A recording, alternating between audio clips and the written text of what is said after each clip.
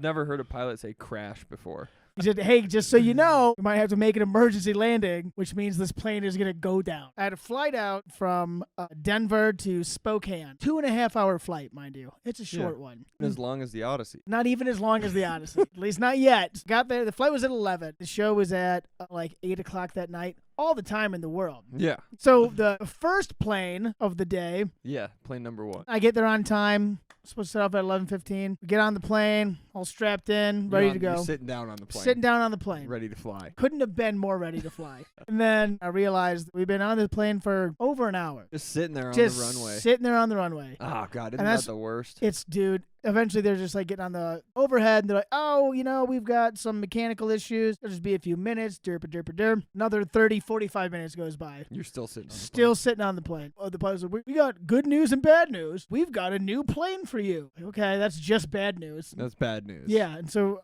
we all have to get off the plane, get out, which of course takes forever. I'm in the back, so I gotta wait for everybody. We go out, go down like 20 gates, wait for another plane. And they're like, it's ready to take off in 10 minutes. I was like, okay, that's quick. Yeah. 10 more minutes goes by, and 20 more minutes goes by. And the lady at the desk is like, oh, they're changing the tires on the plane. Oh, so nice. It's just going to take a few minutes, and then we'll be ready. And then, 20 minutes goes by. And she's like, well, they got 1 out of 2 tires done, but we're almost there. 50%. Hell yeah. Another 45 minutes goes by. At this point, it's probably 5 o'clock. Oh, my God. Something like that. We board up. The plane takes off. Oh, hell yeah. About an hour in, the pilot goes over to the intercom. Flight attendants to the back, please. This is the thing I noticed. I feel like in all crews of flight attendants, there's always one big flamboyant gay guy. Of course. Right. Of course. Which is fine. Honestly, kind of fun. That's great. Right. Yeah. Love them. But this is where it backfired. The gay flight attendant just incited a panic. After the pilot goes, everyone meet up, he comes ripping down the aisle. Like, in a full panic, and he's like, everyone, tray tables up, seats back, tray tables up, seats back. And everyone's kind of like looking around like, what the hell is going on? The flight attendants are panicking, the people who fly every day. Probably not a good sign. Yeah. It's kind of their job to not panic. But this guy... They set the tone. They set the tone. This guy was full-blown panic. Damn. Then the pilot goes over the intercom again and is like, everyone, we need you to pay attention to the flight attendants. We're going to re-review the protocol for a crash landing. Oh, no. What? Yes. No. Everyone at this point is like, what?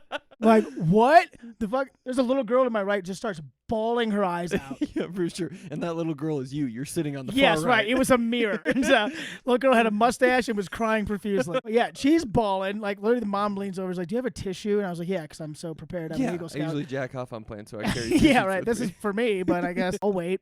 The woman to my right, older lady, she's also a little panicky because they're doing the whole routine in the aisle. Like this is what we do. And like the oxygen masks come down. And they're like, grab the pamphlet in your seat pocket in front of you to review the protocol. Yeah. The woman next to me, I see her like nervously like fumbling for it and like pulling God. it out. And I'm like, it's going to be okay. Yeah. Well, at the same time, in the back of my mind, I'm like, I'm going to die. For sure. This goes on. Everyone's in a full panic. Yeah, worst case scenario, you guys all crash and die. Right.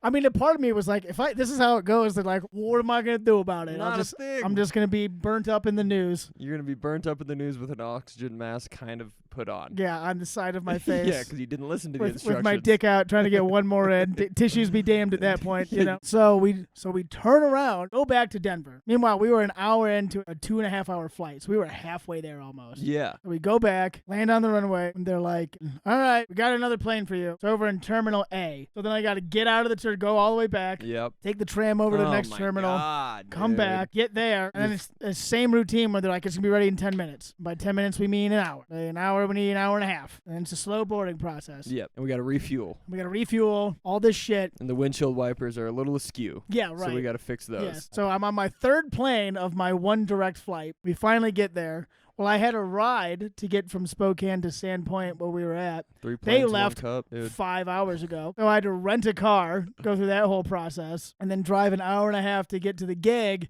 Well, by the time I get there, the gig's over. Done. So I missed the whole thing. You should get your money back. Or they should have at least crashed the plane. I was rooting for crashing the plane. That's fucking wild.